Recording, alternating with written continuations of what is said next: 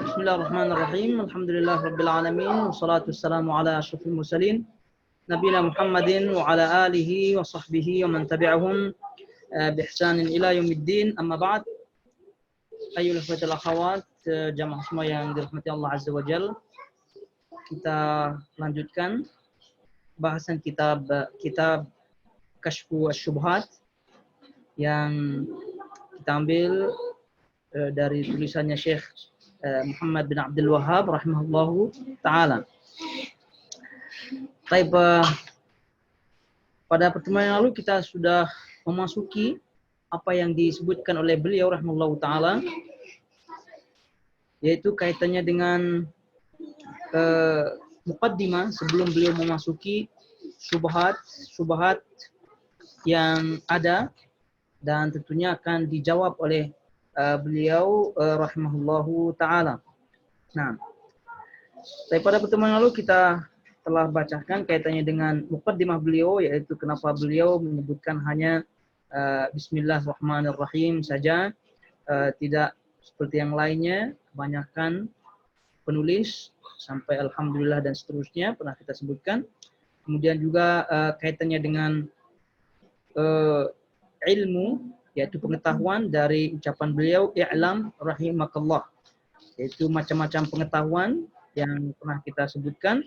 Yang paling tinggi tentunya yang diharapkan adalah ilmu, yaitu ilmu yang dimaksudkan adalah pengetahuan tentang sesuatu dengan sebenarnya, yaitu tidak salah, tidak berselisih dengan fakta yang ada, dan diiringi dengan kepastian.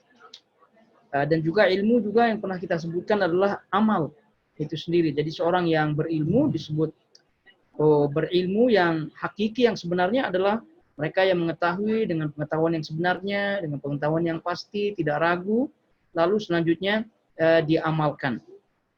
Nah, selanjutnya diamalkan. Nah, itu yang kaitannya dengan doa beliau rahimahullahu ta'ala, dan juga keinginan atau harapan beliau supaya kita mengilmui masalah ini. Lalu pada pertemuan lalu kita juga sebutkan kaitannya dengan hakikat daripada tauhid. Nah, hakikat daripada tauhid itu seperti kata beliau, tauhid wa ifradullah subhanahu bil ibadah. Ifradullah subhanahu bil ibadah, itu mengesahkan Allah subhanahu wa ta'ala dengan ibadah. Sebagaimana pernah kita ketahui bahwa apabila kita melihat makna tauhid dari keseluruhannya, ini tentu tauhid itu tidak hanya uluhiyah atau ibadah saja, namun ini adalah sisi yang paling penting yang menyeluruh daripada tauhid itu sendiri. Dan juga hakikat daripada tauhid itu adalah yang memenuhi dua unsur, yaitu an-nafyu wa al-itsbat. Memenuhi dua unsur, yaitu an-nafyu wa al-itsbat, yaitu menafikan dan menetapkan. Lalu di situ kita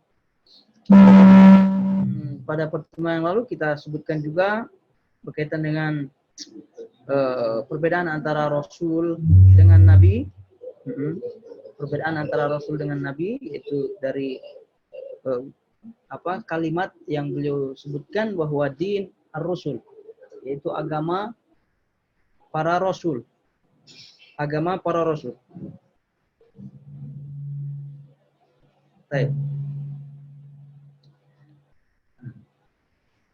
Jadi kita pernah sebutkan kaitannya dengan persamaan dan juga perbedaan antara Nabi dan Rasul. Lalu juga pada pertemuan lalu kita sebutkan kaitannya dengan ibadah, makna ibadah itu yang tentunya harus kita ikhlaskan lillah azza wa jalla. Baik, karena pernah dibacakan teks ini pada pertemuan yang lalu, jadi silakan diikuti saja. Yang langsung saya baca langsung dari teksnya. Kata beliau rahimahullahu ta'ala, wa huwa dinur rusuli alladhi arsalahumullahu bihi ila ibadihi, fa awwaluhum Nuhun alaihi salam, arsalahullahu ila qaumihi lamma ghalaw fis salihin waddan wa suwa'an wa yaghutha wa ya'uqa wa nasra. Wa akhirur rusuli Muhammadun sallallahu alaihi wasallam wa huwa kasara suwara haula as-salihin arsalahu ila unasin yata'abbaduna wa yahajjun wa yatasaddaqun wa yadhkuruna Allah katsira walakinnahum yaj'aluna ba'd al-makhluqat wasa'ita bainahum wa bain Allah wa yaqul nuridu minhum at-taqarruba ila Allah wa nuridu syafa'atahum 'indahu mithla al-malaikah wa Isa wa Maryam wa unas ghairuhum minas salihin. Baik. Dilihat bukunya, dan semua sudah mengeprint bukunya. Jadi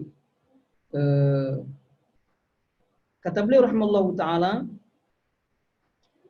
beliau diutus Allah kepada kata beliau rahimallahu, dan tauhid ini adalah agama para rasul yang Allah utus mereka untuk membawa agama itu kepada hamba-hambanya. Nah, ini sudah. Kemudian rasul yang pertama dari rasul Allah adalah Nabi Nuh. Beliau diutus Allah kepada kaumnya di saat mereka terlalu berlebihan memuja orang-orang saleh mereka, yaitu Wad, Suwa', Ya'uq dan Nasr. Sedangkan penutup para rasul ialah Nabi Muhammad sallallahu alaihi wasallam.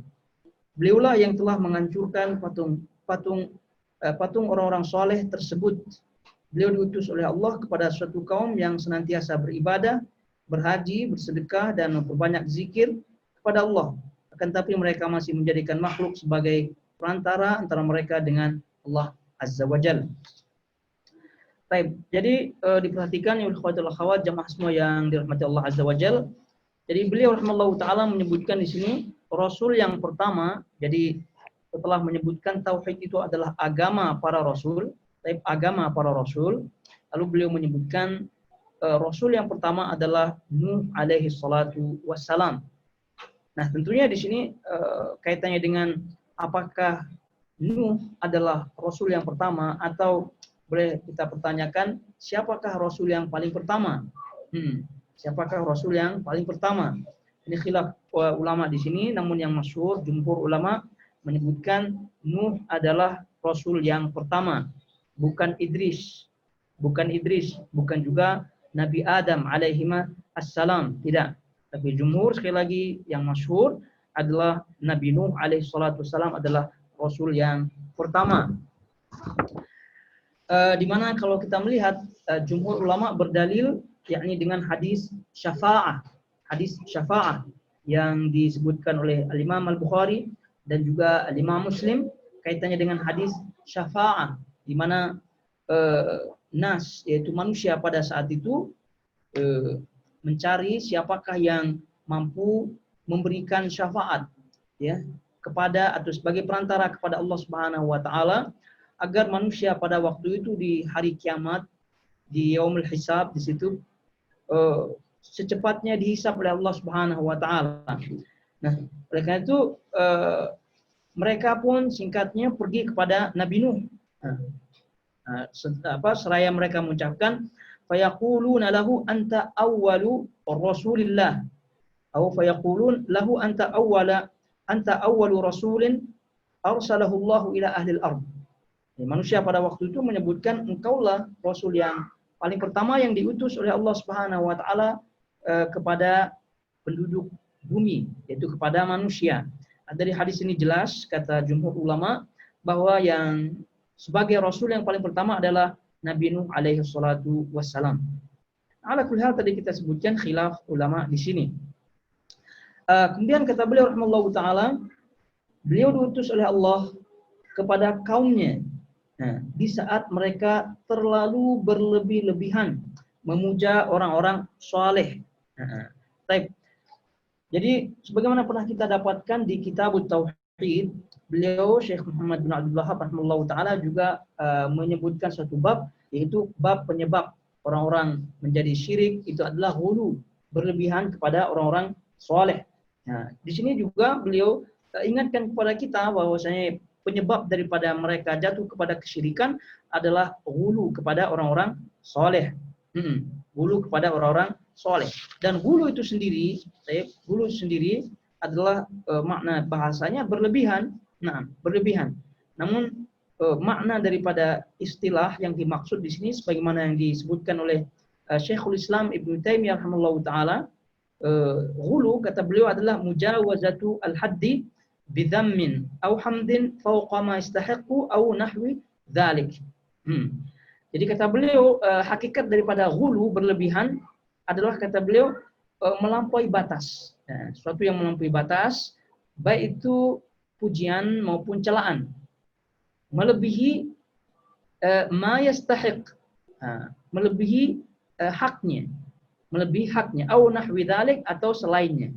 Jadi intinya bahwasanya al-ghulu itu ya berlebihan, hakikatnya adalah sesuatu yang berlebihan, baik itu pujian maupun celaan yang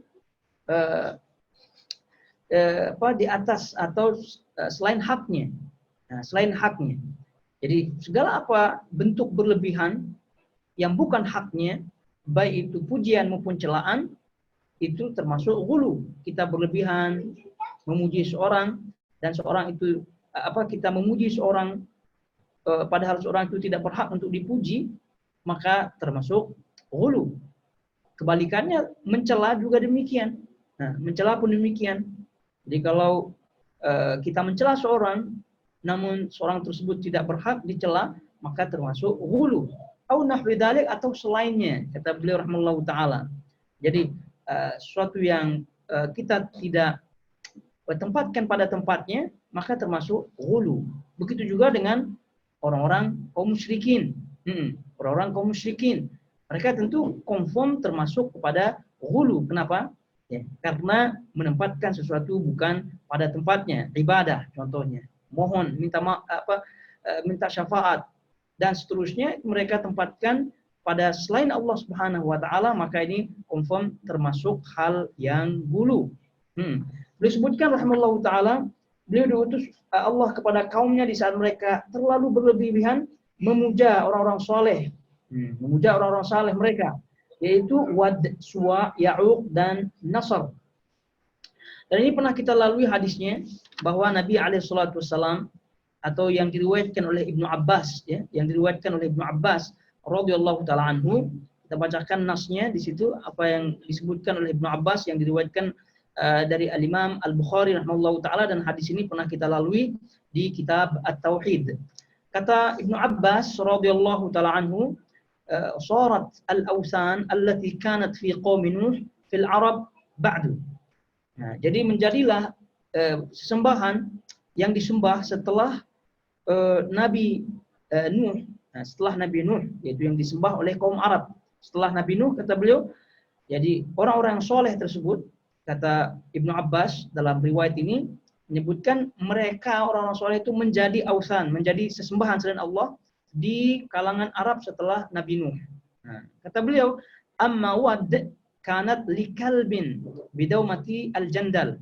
Adapun Wad, nah ini semua nama orang-orang soleh sebagaimana yang disebutkan ini.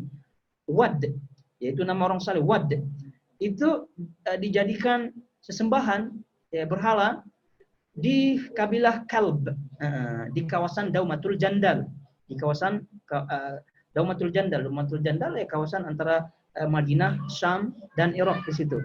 Kemudian amma Suwa kanat li Hudzail. Adapun berhala Suwa, nama orang soleh juga, menjadi berhala di kabilah Zuhail. Wa amma Yaghuth kanat li Murad. Adapun Yaghuth menjadi berhala di kabilah Murad.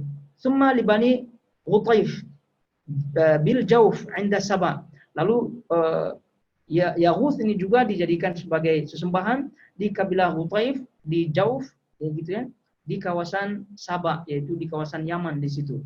Ini Yaghuth. Kata beliau, wa amma Ya'uq fakanat li Hamdan.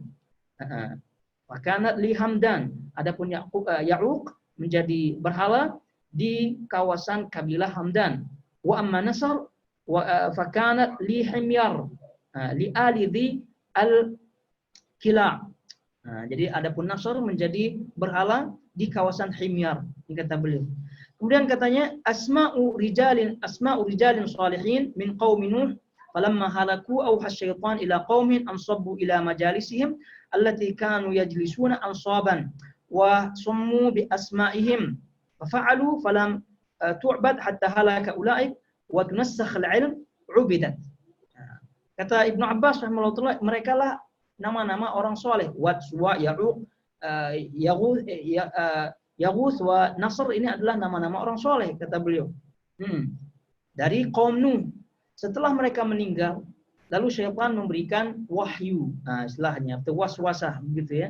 Wangsit, ya, begitu kalau istilah Nusantara. Wangsit. Nah, kepada kaum mereka tersebut, insabbu ila majalisihim. Nah, apa wangsitnya? Apa bisikan syaitan tersebut kepada mereka?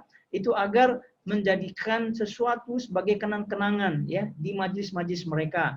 Nah, kenang-kenangan di majlis-majlis mereka. Lalu sesuatu yang menjadi kenangan tersebut dinamakan sesuai dengan nama-nama orang soleh yang meninggal tadi. Lalu mereka pun melakukan bisikan syaitan tadi. Namun mereka tidak menyembahnya. Tapi setelah kaum yang pertama meninggal, lalu ilmu pun diangkat. Setelah itu ubidat. Lalu patung-patung yang mereka buat tadi, yang mereka pada asalnya tidak sembah, itu akhirnya setelah mereka disembah. Ini adalah kisah singkat di mana penyakit hulu, penyakit berlebihan, menempatkan sesuatu pada tempatnya, ini sangat-sangat fatal akibatnya. Sangat-sangat fatal akibatnya, terutama kaitannya dengan ibadah, kaitannya dengan tauhid, kaitannya dengan akidah. Nah, baik. Jadi kata beliau rahimahullahu ta'ala, beliau diutus Allah kepada kaumnya di saat mereka terlalu berlebihan memuja orang-orang saleh mereka, yaitu Wad, Suwa, Ya'uq, dan Nasr. Nah, ini tadi kita sebutkan riwayatnya. Adapun ghulu itu sendiri, sebagaimana yang disebutkan oleh Syekh Utsaimin rahimahullahu ta'ala dalam syarah beliau, kata beliau, wal ghulu yang qasmu ila arba'ati aqsam. Ghulu itu dibagi menjadi 4 bagian. Jadi yang punya terjemahan Kasyfus Syubhat, Syekh Shalih Utsaimin, bisa dilihat rinciannya di situ. Intinya kata beliau al-ghulu fil aqidah. Ada ghulu di dalam aqidah. Nah, seperti kata beliau ka ghului ahli kalam fi sifat hatta adda bihim ila at-tamtsil atau at-ta'til. Nah, jadi ghulu di dalam bab aqidah ini seperti ghulunya ahli kalam yang tidak menerima berkaitan dengan asma wa sifat, lalu mereka terjerumus ke dalam penyakit tamtsil, menyerupakan Allah Subhanahu wa taala, atau penyakit ta'til, mengingkari sifat-sifat Allah Subhanahu wa taala. Lalu kata beliau al-ghulu yang kedua, al-ghulu fil ibadat. Ghulu yang kedua adalah ghulu di dalam masalah ibadat. Ka ghuluil khawarij alladzina yarawna kufra fa'ili al-kabira. Seperti ghulu, berlebihannya orang-orang khawarij yang memandang, yang berpendapat kafirnya pelaku dosa besar. Yang memandang, yang berpendapat kafirnya pelaku dosa besar. Taib. Dan seterusnya kata beliau, ya ghulu kaitannya dengan pelaku dosa besar, ghulu kaitannya dengan mengeluarkan seorang daripada iman, ghulu terhadap masalah keimanan dan seterusnya daripada Mu'tazilah, Murji'ah dan seterusnya. Itu termasuk ghulu di dalam bab ibadah, kata Syekh Utsaimin rahimahullahu taala, dan itu adalah jenis kedua. Kata beliau rahimahullahu taala, al-qismu tsalits, ini ringkasnya saja ya. Al-qismu tsalits, bagian yang kedua adalah al-ghulu fil muamalat. Jadi ghulu di dalam muamalat. Muamalat. Wa huwa at-tashaddud bi tahrimi kulli syai' wa qabil hadha at-tashaddud tasahul min man qala bi halli kulli syai'. Jadi ghulu di dalam muamalat itu seperti orang-orang yang tashaddud, berlebihan di dalam mengharamkan sesuatu, kemudian berlebihan di dalam menghalalkan sesuatu. Jadi muamalat di dalam transaksi, di dalam pergaulan dan seterusnya, itu banyak di antara orang-orang yang ghulu juga, ya sedikit-dikit haram, sedikit-dikit menghalalkan segala cara dan seterusnya. Ini semua ghulu dan ini wadah. Kemudian kata beliau al-qismur rabi' al-ghulu fil 'adat wa at-tashaddud fi at-tamassuk bil ibadat al-qadimah wa 'adam at-tahawul ila ma huwa khairun minha. Ya, ghulu di dalam adat kebiasaan, dan sangat-sangat berpegang kepada adat kebiasaan dan tidak mau berubah. Padahal perubahan tersebut lebih baik daripada adat tersebut. Ya tentu ini tidak secara umum.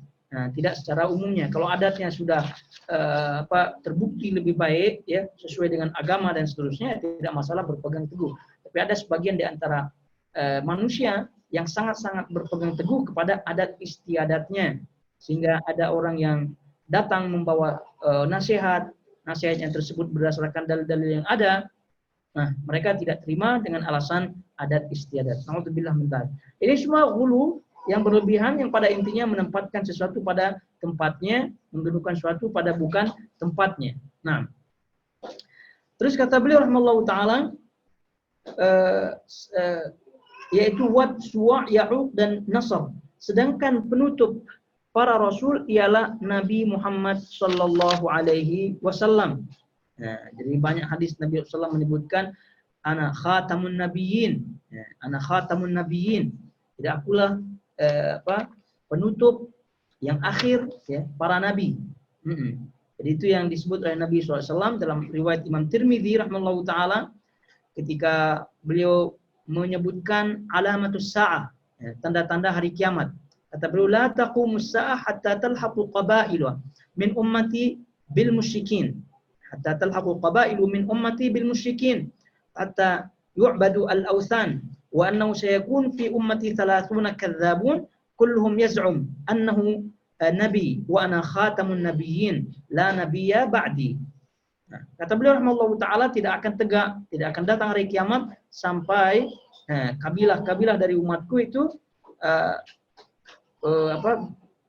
bersama kaum musyrikin dan juga ausan, sesembahan atau berhala-berhala akan disembah, dan akan ada pada umatku ini 30 orang pembohong, semuanya mengklaim mengatakan dirinya sebagai nabi, dan aku adalah khataman nabiyyin, dan aku adalah penutup para nabi, la nabiyya ba'di, dan aku adalah la nabiyya ba'di, tidak ada nabi setelahku. Ini kata Nabi SAW dalam hadis yang sahih diriwayatkan oleh Imam At-Tirmidzi rahimahullahu taala. Jadi dari sini diketahui bahwasanya rasul yang pertama adalah Nuh alaihi salatu wassalam, kemudian yang terakhir adalah Nabi Muhammad sallallahu alaihi wasallam. Jadi dan Nuh, kemudian juga Nabi SAW termasuk Nabi Ulul Azmi, terkenal dengan Ulul Azmi. Nah, itu yang disebutkan oleh Allah Subhanahu Wa Taala dalam surah Al-Ahzab ayat 7, kemudian surah Asy-Syura ayat 13. Nah, kaitannya dengan nabi-nabi yang termasuk Ulul Azmi, Nuh, kemudian Ibrahim, kemudian Musa, kemudian Isa, kemudian Nabi SAW, Nabi Muhammad SAW itu ulul azmi dari kalangan para rasul. Al-azm maknanya adalah suatu yang kuat dan kokoh. Jadi yang memiliki tekad kuat dan kokoh, pendirian kuat dan kokoh. Jadi kenapa disebut yang 5 ini? Karena kalau kita lihat fakta-fakta dakwahnya itu sangat-sangat luar biasa. Namun khilaf juga para ulama, ada di antara mereka ulul azmi daripada para rasul adalah semua para rasul itu termasuk ulul azmi. Semua para rasul termasuk ulul azmi. Ada yang menyebutkan yang jumhur ulama yang masyhur yang 5 ini sesuai dengan surah Al-Ahzab ayat 7, kemudian surah Asy-Syura ayat 13. Namun di sini tadi kita isyaratkan khilaf ulama, ada yang mengatakan ulul azmi itu semua para rasul itu ulul azmi. Karena mereka memiliki kekokohan pendirian, tetap kokoh dalam ujian-ujian. Ya, memang faktanya seperti itu. Nah, ala kulli hal ini kita isyaratkan sebagai khilaf para ulama. Kemudian kata beliau, beliaulah yang telah menghancurkan patung orang-orang soleh tersebut. Nah, jadi kata beliau, wa huwa kasara suwara haula as-salihin. Nah, jadi beliau menyebutkan dialah yaitu Nabi SAW yang menghancurkan patung-patung, menghancurkan patung-patung orang-orang soleh tersebut. Dan kita lihat fakta yang ada ketika Fathu Mekah, ada 360 patung di situ berhala dihancurkan oleh Nabi Shallallahu Alaihi Wasallam, Dan juga ayat surah Al-Isra, surat Al-Isra ayat 81 menyebutkan ja'al haqqu wa zahaqa al-batil. Innal batila kana zahuqa. Telah datang al-haq, kebenaran, lalu kebatilan pun lenyap. Karena sungguhnya kebatilan itu pasti akan lenyap. Sebagaimana halnya Nabi SAW melenyapkan kebatilan setelah beliau diutus oleh Allah Subhanahu Wa Taala berupa patung-patung, yaitu sesembahan selain Allah Subhanahu wa taala. Jadi kaitannya dengan menghancurkan, kata para ulama di sini, hancur di sini ada dua, yaitu hancur secara hissi, secara nyata, dan juga hancur secara maknawi. Menghancurkan yakni hissi, nyata, kemudian menghancurkan maknawi, secara makna. Apa makna menghancurkan secara nyata, al-hissi, yaitu menghancurkan, ada patung dihancurkan sebagaimana kejadian Fathu Mekah. Kejadian Fathu Mekah, tadi kita isyaratkan 360 lebih patung yang ada di situ. Dihancurkan langsung oleh Nabi SAW. Itu namanya hissi, nyata. Ya, ini secara zahir gitu. Adapun secara maknawi, yang dimaksud secara maknawi adalah melalui dakwah, melalui ilmu, disebarkannya tauhid oleh Rasulullah SAW, difahamkan sahabat-sahabat Nabi SAW atau manusia pada waktu itu difahamkan oleh Rasulullah SAW tentang tauhid, siapa sesungguhnya sesembahan, ya, bagaimana kebatilan sesembahan selain Allah Subhanahu wa taala. Maka dengan sendirinya setelah menancapnya keimanan kepada mereka atau di dalam diri mereka, dengan sendirinya keyakinan-keyakinan, kesyirikan-kesyirikan berkaitan dengan patung-patung dan seterusnya itu semua hancur. Maka itu disebut maknawi atau secara batin. Nah, jadi menghancurkan di sini ada hissi secara nyata, secara zahir, kemudian secara maknawi, secara batin yang tadi kita sebutkan, dan ini berlaku. Dan itu juga kalau kita lihat kaitannya dengan menghancurkan, ini semua adalah isyarat dari beliau rahimallahu taala Syekh Muhammad bin Abdul Wahhab.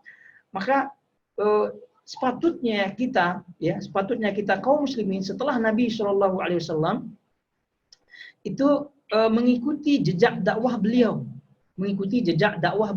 Nah ini tujuan beliau rahimallahu taala pada asasnya, pada dasarnya inilah tujuan beliau menulis kitab. Ya, kemudian juga tujuan beliau bergabung dengan keluarga Saud pada waktu itu, ya, keluarga Saud pada waktu itu membangun kerajaan. Itulah tujuan beliau, itu menapaki, mengikuti jejak dakwah Nabi SAW, yaitu menghancurkan kesyirikan baik secara zahir maupun secara batin. Nah, secara zahir ya tentu harus ada kekuatan. Ya, tidak semua orang mampu, tidak semua orang boleh, tidak semua orang bisa, tidak. Oleh karena itu Syekh Muhammad bin Wahhab rahimahullahu taala, supaya beliau rahimahullahu taala memiliki kekuatan dan kemampuan secara zahir untuk menghancurkan patung-patung di masanya, maka beliau bergabung dengan keluarga Saud. Nah, fakta-fakta yang ada, banyak di antara patung-patung atau sesembahan selain Allah itu dihancurkan pada zamannya. Namun lagi-lagi orang-orang yang memusuhi beliau ini dibesar-besarkan, maknanya ditambah-tambah riwayatnya, gitu ya, sehingga Abdul Wahhab ini digambarkan oleh riwayat-riwayat yang tidak suka sebagai orang yang ekstrim, ya, sebagai orang yang tidak ada toleransi, sebagai orang yang jahat dan seterusnya. Namun kalau kita lihat fakta yang ada di situ, ya tentu dakwah beliau rahimahullah taala adalah dakwah Nabi SAW. Nabi SAW kasara suara as-salihin. Nabi SAW menghancurkan patung-patung tersebut. Nah, menghancurkan patung-patung tersebut dengan apa? Dengan cara yang tadi, yang zahir maupun batin. Zahir maupun batin. Nah, ya tentu Nabi SAW di awal dakwah beliau tidak mampu secara zahir. Ya, tidak mampu secara zahir, tapi batin secara makna dakwah beliau terus berlangsung. Nah, setelah beliau diberikan kekuasaan oleh Allah Subhanahu wa taala dengan Fathu Mekah, maka beliau pun menghancurkan secara zahir, secara hissi. Nah, gitu. Begitu juga dengan Syekh Muhammad bin Abdul Wahhab rahimahullahu taala. Jadi beliau diberikan taufik oleh Allah Subhanahu wa taala untuk bergabung dengan keluarga Saud setelah dakwah maknawi, ya, dakwah ilmu berkaitan dengan tauhid, lalu beliau diberikan kekuatan, beliau pun melaksanakan sesuai dengan pelaksanaan Nabi SAW. Sehingga tidak ada kaitan dengan ekstremis, tidak ada kaitan dengan non toleransi dan seterusnya, tidak ada. Bagi mereka yang paham ilmu tentunya, yang memiliki insaf, memiliki keadilan dalam hatinya.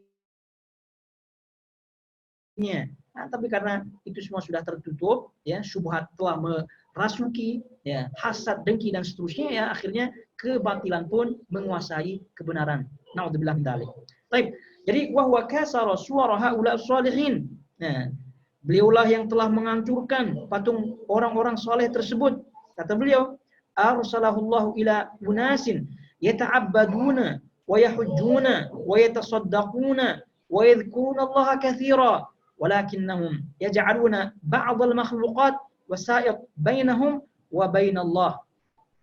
Ini poin mukaddimah ini kalau kita pahami ini sangat-sangat penting sekali ya. Sebelum kita masuki syubhat-syubhat yang ada, itu sangat-sangat penting untuk kita pahami mukaddimah yang beliau sebutkan di sini. Dan mukaddimah yang beliau sebutkan di sini itu adalah rangkuman yang kita pahami daripada kitab At-Tauhid. Sehingga kita paham ya, kenapa dakwah ini sangat-sangat perlu semangat gitu. Sehingga kita paham kenapa dakwah tauhid ini memerlukan pengorbanan. Nah, begitu. Jadi setelah beliau memberitahukan bahwasanya tauhid hakikatnya adalah mengesahkan Allah Subhanahu wa taala dari sisi ibadah pada Allah yang ada unsur nafi kemudian isbat. Nah, kemudian beliau menyampaikan juga dalam mukadimahnya ini penyebab-penyebab kesyirikan yaitu ghulu. Nah, penyebab-penyebab kesyirikan yaitu ghulu. Kemudian beliau juga menyampaikan bahwasanya di antara metode dakwah sallallahu alaihi wasallam nabi kita adalah menghancurkan gitu berhala baik secara zahir maupun batin. Nah, itu sebagai mukaddimah kepada kita gitu, memberikan mukaddimah pada kita bahwasanya zaman Nabi sallallahu alaihi wasallam berkaitan dengan kesyirikan ini tidak jauh-jauh dengan zaman kita gitu maksudnya. Juga bukan berarti setelah kita syahadat la asyhadu an la ilaha illallah Muhammad Rasulullah kemudian mengerjakan sholat bukan berarti kita aman daripada kesyirikan, tidak. Lalu kemudian kita santai-santai tidak berdakwah kepada tauhid, tidak. Itu maksudnya di sini. Nah, di poin ini beliau menekankan lebih dalam lagi agar kita memahami masalah ini. Apa kata beliau? Kita ulangi. Beliau diutus oleh Allah kepada suatu kaum yang senantiasa beribadah, berhaji dan seterusnya. Nah, poinnya adalah dakwah tauhid ini Nabi SAW diutus itu bukan kepada orang-orang yang confirm tidak tahu kebaikan, confirm tidak tahu Allah, confirm tidak tahu Tuhan, tidak. Justru malah orang-orang yang Nabi SAW diutus kepadanya adalah orang-orang yang rajin beribadah, bersedekah. Siapa kita tidak tahu? Siapa yang tidak tahu fakta-fakta kedermawanan orang-orang Arab zaman dahulu. Ya. Kemudian berhaji. Sebelum hajinya Nabi SAW mereka sudah haji ya, cuma caranya saja yang lain gitu. Cuma caranya aja yang lain tapi namanya juga haji. Puasa pun demikian, puasa Asyura, mereka berpuasa. Nah, buktinya kata Aisyah radhiyallahu ta'ala yang diriwayatkan oleh Imam Bukhari, kana Asyura yauman tasumu Quraisy fil jahiliyah. Asyura itu adalah suatu hari yang kaum Quraisy berpuasa pada hari tersebut. Maknanya mereka berpuasa gitu. Umar radhiyallahu ta'ala juga demikian. Pernah beliau bertanya kepada Nabi SAW bahwasanya beliau dulu di zaman jahiliyah pernah bernazar untuk beriktikaf. Lalu Rasulullah SAW menyebutkan ufi binadharik. Jalankan nadarmu. Ini kata Nabi SAW dalam riwayat Imam Bukhari. Menunjukkan bahwasanya mereka iktikaf, mereka sedekah, mereka haji, mereka puasa. Gitu. Jadi Nabi SAW diutus untuk apa? Untuk kepada kaum siapa? Bukan pada kaum yang Hindu gitu istilahnya. Kalau zaman kita sekarang Hindu total tidak ada. Buddha misalnya tidak demikian. Malah justru orang yang tahu kepada Allah Subhanahu wa taala. Gitu. Buktinya bahwasanya sebelum Nabi Shallallahu alaihi wasallam diutus, khususnya di Mekah pada waktu itu ya, di Mekah pada waktu itu kaum Quraisy secara keumumannya itu masih beragama hunafa, ya. Agama masih murni mengikuti agamanya Nabi Ibrahim. Kenapa? Karena Quraisy pada hakikatnya adalah keturunan Nabi Ibrahim. Mereka adalah keturunan Nabi Ibrahim. Nabi Ismail, anak daripada Nabi Ibrahim dan seterusnya sampai ke Adnan, seterusnya sampai Bani Hashim kepada Nabi Shallallahu alaihi wasallam. Jadi mereka kaum Quraisy itu pada asalnya hunafa, ya mengikuti agama Nabi Ibrahim. Namun setelah terjadi reformasi reformasi bid'ah gitu istilahnya, yaitu Amr bin Luhai. Amr bin Luhai, ini kita tahu sejarahnya. Amr bin Luhai ini adalah orang Quraisy yang baik gitu ya, baik. Nah, termasuk orang yang rajin beribadah juga. Tapi setelah beliau pergi ke Syam, ya melihat orang Syam menyembah menyembah patung dan seterusnya, singkatnya dia mimpi dan seterusnya, akhirnya dia diberikan bisikan oleh syaitan untuk pergi di suatu tempat, kemudian menggali tempat itu, kemudian menemukan patung. Nah, lalu mulailah sejak saat itu orang Quraisy menyembah patung. Nah, sebelum Amr bin Luhai ini, itu mereka di zaman mereka beragama Ibrahim. Ya. Nah, ini yang perlu ditekankan bahwasanya mereka yaitu kaum Quraisy khususnya, kaum Mekah pada umumnya, Arab secara keseluruhannya, itu Nabi SAW diutus ya, Nabi SAW diutus bukan Hindu total, gitu. Tidak, Buddha pun tidak, tapi justru mereka ini sholat. Nah, ini sebagai mukaddimah ya, sebagai mukaddimah. Nanti akan beliau sebutkan di situ, karena ini fakta banyak syubhat yang mengatakan bahwa selama orang itu sholat, ya, selama orang itu zakat, sudah tidak ada syirik lagi dah. Begitu maksudnya. Banyak syubhat seperti itu. Nah, beliau memberikan mukaddimah, ini orang-orang Quraisy khususnya ya, mereka puasa, mereka haji, sedekah dan seterusnya, tetap saja mereka syirik. Gitu, tetap saja mereka syirik. Lalu diutuslah Nabi SAW kepada mereka. Nah, ini ada kaitan syubhat yang tadi ya dengan syubhat syubhat mereka, kalau udah sholat, kalau udah puasa aman dah dari syirik, tidak. Nah, aman. Nah, itu tentu kesalahan yang besar. Nah, orang-orang Quraisy tadi kita sebutkan, kita ulangi, mereka Masya Allah luar biasa berzikir kepada Allah, beribadah, namun karena karena akan tetapi mereka masih menjadikan makhluk sebagai perantara antara mereka dengan Allah. Nah, itu penyakitnya. Lantas kemudian mereka mengatakan kami inginkan dari mereka, yaitu perantara tersebut sebagai pendekat kepada Allah dan seterusnya. Masalahnya adalah di saat mereka rajin beribadah, di saat mereka mengingat Allah, ya, mereka di saat itu juga apabila ada hajat dan seterusnya, mereka menjadikan Allah perantara. Ini penyakitnya demikian. Nah, penyakitnya adalah menjadikan manusia atau patung tersebut sebagai perantara. Sehingga puasa, sedekah, haji, zikir dan seterusnya tidak berguna lagi. Nah, sehingga amalan-amalan tersebut tidak mampu mencegah dia dihukumi sebagai orang musyrik, sebagai orang syirik. Nah, kaitannya dengan syubhat di zaman sekarang kita juga demikian adanya. Jadi siapa pelaku, siapa saja yang menjadikan perantara kepada Allah Subhanahu wa taala ketika meminta hajatnya, mereka tidak jauh daripada kesyirikan ini. Nah, ini maksudnya. Ini harus kita pahami mukaddimah yang beliau sebutkan di sini sebelum dimasuki atau masuk kepada poin syubhat-syubhat yang beliau sebutkan. Baik. Jadi kata beliau rahimahullahu taala, arsalahullahu ila unasin yata'abbaduna wa yahujjun wa yatasaddaqun wa yadhkuruna Allah katsira walakinnahum yaj'aluna ba'dha al-makhluqat wasa'id bainahum wa bain Allah. Yaqulun nuridu minhum at-taqarrub ila Allah wa nuridu syafa'atahum 'indahu mithl malaika wa Isa wa Maryam wa unas ghairahum minas salihin.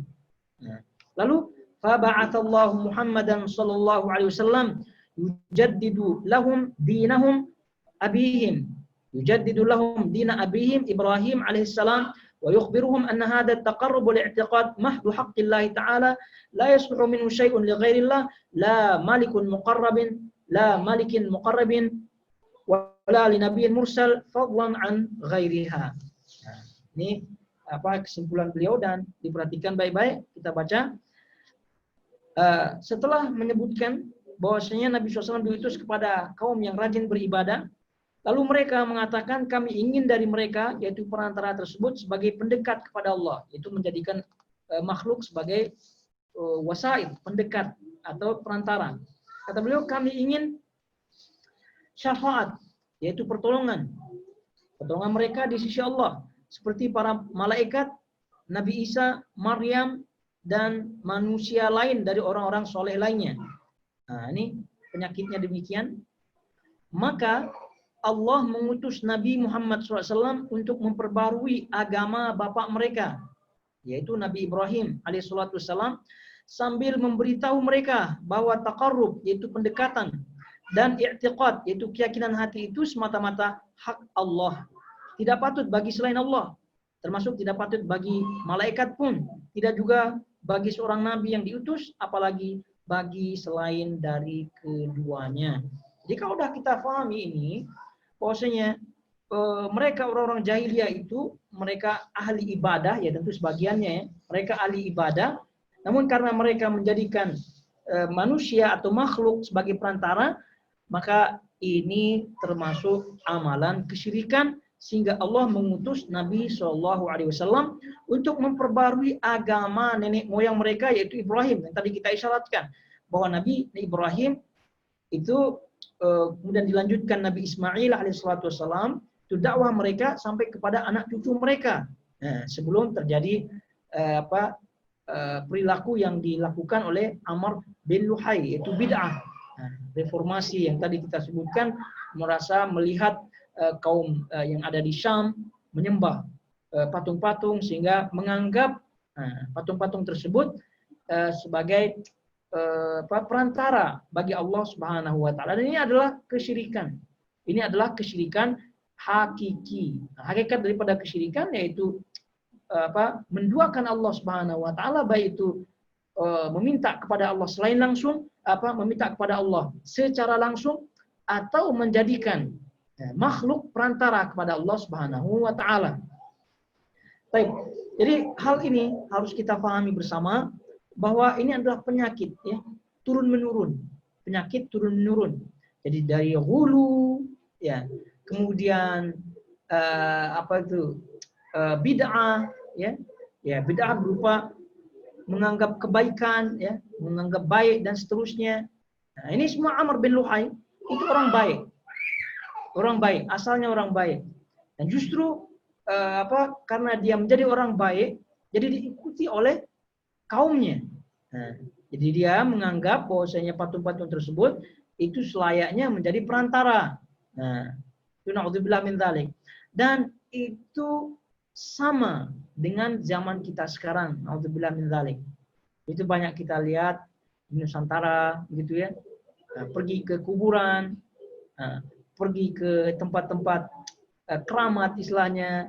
Ya mereka kalau dibilang apakah mereka minta kepada orang-orang tersebut, tidak. Jadi sama dengan orang-orang musyrikin pada di saat jahiliyah, yaitu sebelum Nabi SAW diutus. Nah, kalau kita sudah pahami masalah ini, poin ini, maka insya Allah kita akan semangat ya untuk belajar tauhid, semangat untuk menyebarkan tauhid ini, dan juga tentunya sudah pasti kita pahami kenapa para ulama sangat-sangat semangat ya berdakwah tauhid ini, dan juga kenapa dakwah tauhid ini adalah menjadi dakwah yang paling utama di antara dakwah-dakwah para ulama kita.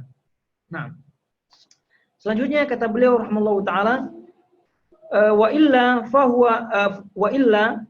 fahaula al-musyrikun yashhaduna anna Allah huwal khaliq wahdahu la syarika lahu wa annahu la yarzuqu illa hu wa la yuhyi wa la yumit illa hu wa la yudabbiru al-amra illa huwa wa anna jami'a as-samawati man fihinna wal ardina sab'u man fihinna kulluhum abiduhu wa tahta tasarrufihi wa qahrihi. Nah, itu dia. Kata beliau rahimahullahu taala, demikianlah semestinya orang-orang musyrik pun bersaksi. Ya, demikianlah semestinya. Maknanya apa? Demikianlah Allah Subhanahu wa taala mengutus para rasul, mengutus Nabi sallallahu alaihi wasallam kepada kaum yang jenis semacam itu. Beribadah pada Allah, rajin gitu ya, mengakui Allah sebagai Tuhannya, namun menjadikan makhluk perantara ketika meminta hajatnya. Maka kata beliau demikianlah semestinya. Ya. Jadi orang-orang musyrik pun, kenapa? Orang-orang musyrik pun bersaksi, ya, bersyahadat bahwa hanya Allah yang Maha Esa, satu-satunya pencipta, tidak ada sekutu baginya, dan bahwasanya tidak ada yang mampu memberi rezeki selain Dia, tiada yang menghidupkan selain Dia, tiada yang mematikan selain Dia, dan bahwasanya seluruh langit berikut penghuninya dan seluruh bumi yang 7 berikut penghuninya adalah hambanya dan di bawah tindakan dan kekuasaannya. Nah, ini semua yang diyakini oleh orang-orang jahiliyah zaman dahulu. Mereka meyakini bahwasanya Allah Subhanahu wa taala adalah satu-satunya yang mampu mengatur dunia ini. Nah, namun itu sekali lagi adalah termasuk tauhid rububiyah. Nah, termasuk tauhid rububiyah. Nah, jadi Allah Subhanahu wa taala banyak menyebutkan di dalam firman-Nya, di mana mereka orang-orang kaum musyrikin di zaman itu apabila ditanya siapa yang menciptakan langit dan bumi, mereka menjawab Allah Subhanahu wa taala. Wa in sa'altahum man khalaqas samawati wal ard la yaqulunna khalaqahunnal aziz al alim. La yaqulunna Allah. Pasti mereka menjawab Allah al-aziz al-alim. Nah, begitu kata mereka. Nah, namun ini semua adalah tauhid rububiyah yang tadi kita sebutkan, yaitu mengesahkan Allah Subhanahu wa taala, mengesahkan Allah Subhanahu wa taala dari sisi perbuatan Allah. Nah, padahal yang paling dituntut itu adalah mengesahkan Allah dari sisi perbuatan ibadah hamba, yaitu tidak menyampaikan ibadah tersebut kecuali kepada Allah Subhanahu wa taala. Baik. Jadi kalau kita pahami hal ini, sekali lagi sebagaimana tadi disebutkan, maka harus kita tetap semangat dalam mendakwahkan tauhid ini. Ya. Kenapa? Karena banyak di kalangan kaum muslimin sekarang ya yang terjerumus ke dalam perilaku fi'il, perbuatan yang sama dengan perbuatan kaum musyrikin zaman dahulu.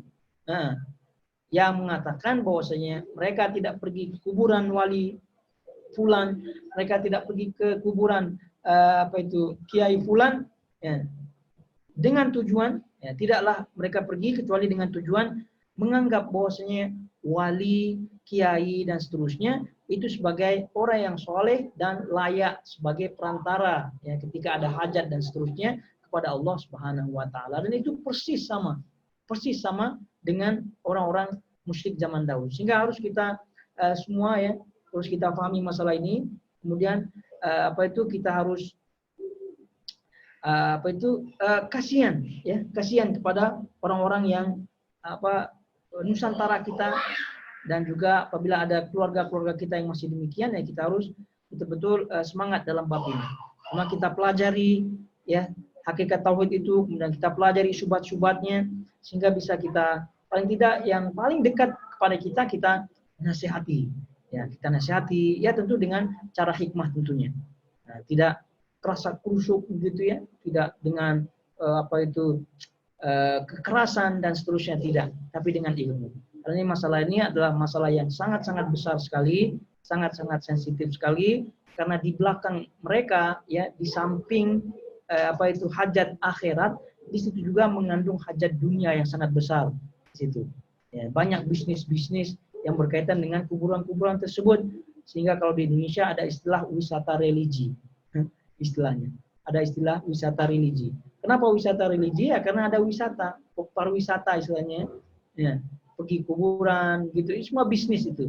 Nah, ini salah satu sebab yang menyebabkan susah ya dakwah ini, ada perlawanan dakwah ini di Nusantara sangat-sangat besar. Tidak hanya di Nusantara pada hakikatnya, ya, tapi juga di di alam Islam ya secara keseluruhan, karena di situ ada motif dunia yang sangat besar sekali ya, mata pencahariannya di situ istilahnya. Di kuburan tersebut banyak bisnis-bisnis yang sumber-sumber rezeki lah ya orang-orang tersebut, sehingga datang pendakwah tauhid lalu mereka ya mau tidak mau ya defend ya, jadi mereka membela diri mereka. Ya, tidak hanya membela diri mereka, ya justru berusaha mengalahkan orang-orang yang berusaha menghancurkan sumber-sumber rezeki itu. Itu dia, itu susahnya demikian. Maka sebab itulah Ayyuhal khawatil akhwat, jamaah semua yang dirahmati Allah, sekali lagi tidak ada kata lain kecuali kita tetap tegar ya. Kita tetap kokoh di atas manhaj dakwah Nabi SAW berkaitan tentu dengan tauhid. Nah, sehingga inilah yang kita harapkan, kekokohan ini yang kita harapkan, sehingga kekokohan tersebut seperti kekokohan para sahabat Nabi SAW di dalam membela dakwah tauhid, membela dakwah Nabi SAW. Lihat perang Badar, lihat perang Uhud, perang Ahzab, peperangan yang ada di zaman Nabi SAW, itu adalah peperangan-peperangan yang mengisyaratkan betapa dahsyatnya permusuhan antara tauhid dan kesyirikan. Nah, kesyirikan, tauhid dan kesyirikan. Bapak membunuh anak membunuh bapaknya, membunuh pamannya, dan seterusnya, itu semua adalah untuk yakni kemaslahatan tauhid. Nah, kemaslahatan tauhid. Sehingga kalau disebut Muhammad bin Abdul Wahab ini ekstrim, kemudian pengikut-pengikutnya yang konon disebut namanya Wahabi sebagai ekstrim, itu tentu salah total. Kalau kita sebut yang ekstrim yang pertama sekali adalah Nabi, ya. Yang paling ekstrim adalah Nabi. Kemudian sahabat-sahabatnya sebagai pengikut-pengikutnya, itu yang kalau boleh dilayak sebagai orang yang ekstrim, mereka begitu. Nah, tapi kan kita pahami itu bukan ekstrimnya, karena itu adalah dakwah. Lalu kenapa disebut Wahabi atau Muhammad bin Wahab sebagai ekstrim? Padahal beliau rahimahullah ta'ala mengikuti jejak Nabi. Nah, begitu dia. Jadi harus pakai logika juga di dalam memahami agama ini. Nah, ayyuhal khawatil akhwat jamaah semua yang dirahmati Allah Azza wa Jalla. Poin berikutnya di dalam kitab syubhat ini, kasbu syubhat yang masih tentu tergolong mukaddimahnya sebelum masuk syubhat, kita insyaallah lanjutkan pada pertemuan depan ya, insyaallah taala. Sekarang kita cukupkan dulu sampai di sini. Wassallallahu ala nabiyina Muhammad wa ala alihi wasallam. Kalau ada pertanyaan silahkan.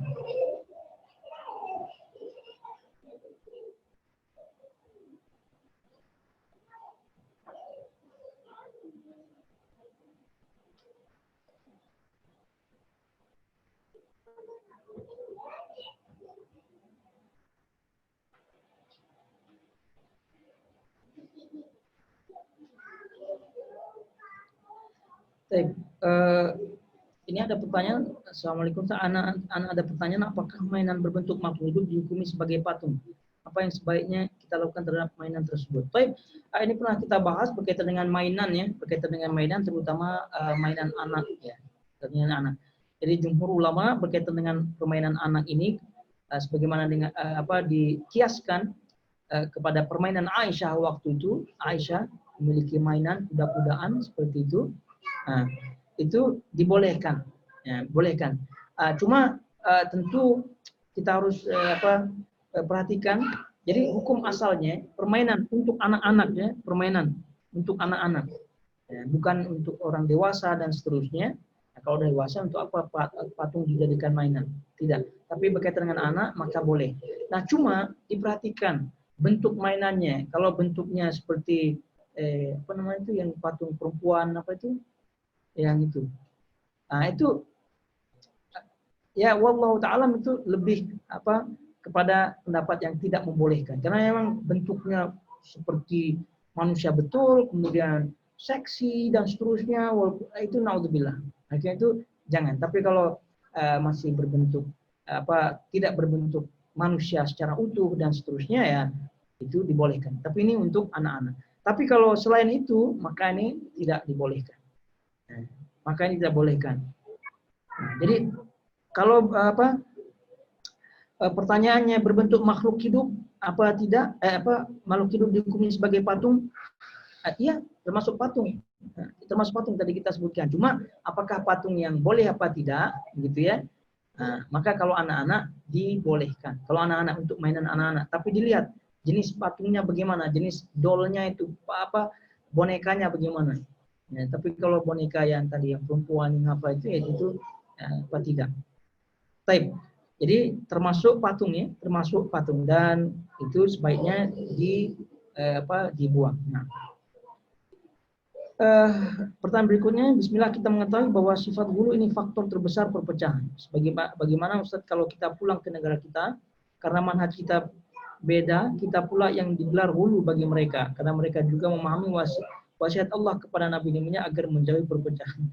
Ya, ya namanya begitu. Nabi Shallallahu Alaihi Wasallam ya kita pahami ketika beliau awal-awal dakwah dengan para sahabatnya itu pasti kaum musyrikin ya kaum kufar Quraisy menganggap beliau dan sahabat-sahabat beliau yang mengikuti beliau ini adalah orang hulu.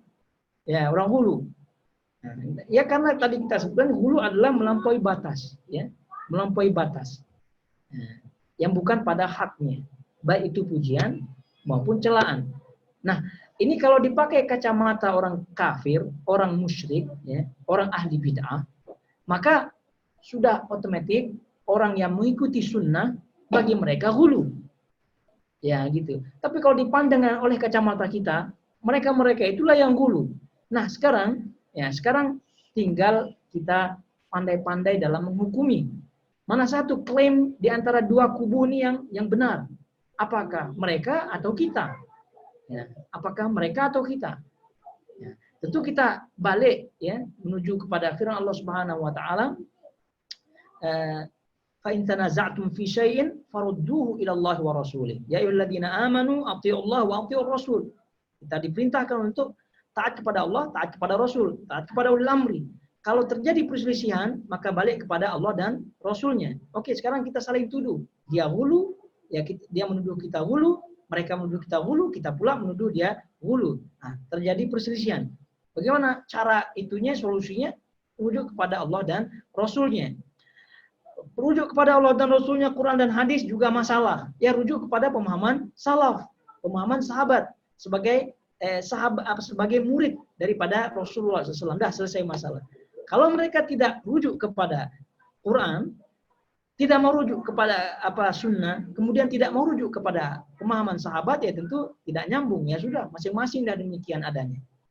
Nah, kalau sudah demikian adanya, kalau kita pahami bahwasanya tuduhan mereka ini adalah tuduhan yang salah alamat, maka bagi kita pandai-pandai kita dalam bersikap. Ya, pandai-pandai kita dalam sikap ketika kita balik kampung. Ya, maka sebaik-baik dakwah sebelum dakwah lisan adalah dakwah bil hal.